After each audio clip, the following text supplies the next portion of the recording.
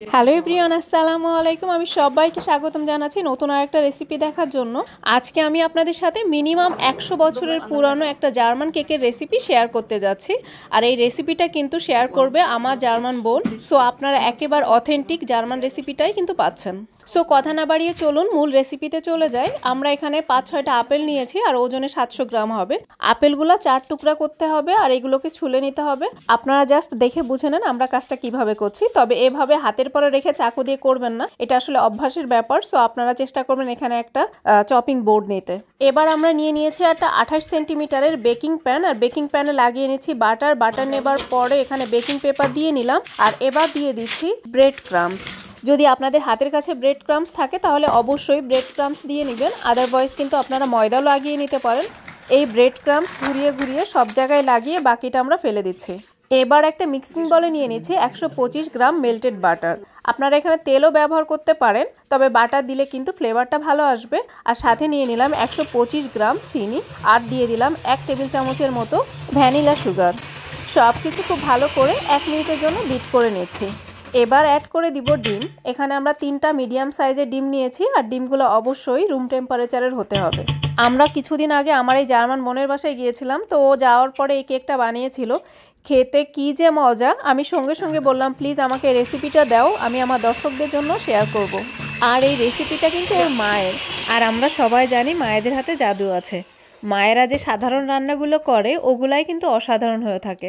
এবার দিয়ে দিচ্ছে 1 চা চামচের মতো লেমন জেস্ট আর 1 চা চামচের মতো ভ্যানিলা এসেন্স। অ্যাকচুয়ালি এই দুইটাই অপশনাল, শুধুমাত্র ভ্যানিলা সুগার বা ভ্যানিলা এসেন্স দিলেও চলবে। ওই যে একটা প্রবাদ আছে না, যত গুড় দিবেন ততই মিষ্টি লাগবে। সব কিছু খুব ভালো করে বিট করে নিলাম আরও 2 মিনিটের জন্য।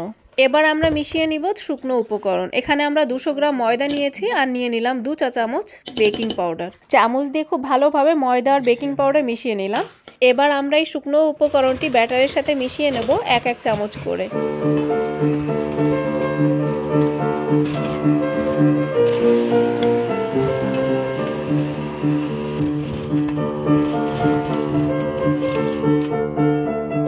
সম্পূর্ণ ময়দা অ্যাড করার পরে এবার আমরা দিয়ে দিচ্ছি 2 টেবিল চামচের মতো দুধ। মিল্ক অ্যাড করার পরে আবারও 30 সেকেন্ডের জন্য খুব ভালোভাবে বিট করে নিলাম। এবার একটা স্প্যাচুলার সাহায্যে খুব ভালোভাবে আরেকটু মিক্সড করে নিল, যাতে কোনোভাবেই শুকনো ময়দা অবশিষ্ট না থাকে। এবার আমরা ঢেলে দিলাম ব্যাটার।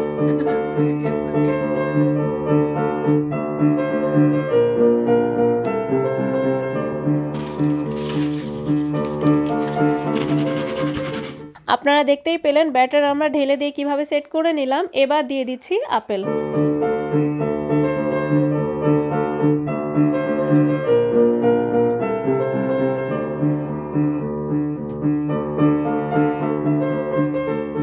সব আপেলগুলি 1-1 করে ব্যাটারের উপর দিয়ে দিলাম। এবার একটা বেকিং পেপার হাতের মধ্যে মুড়িয়ে নিয়ে কেকের উপরে দিয়ে দিলাম, আর এটার ফলে কিন্তু আপেলগুলো পুড়ে যাবে না।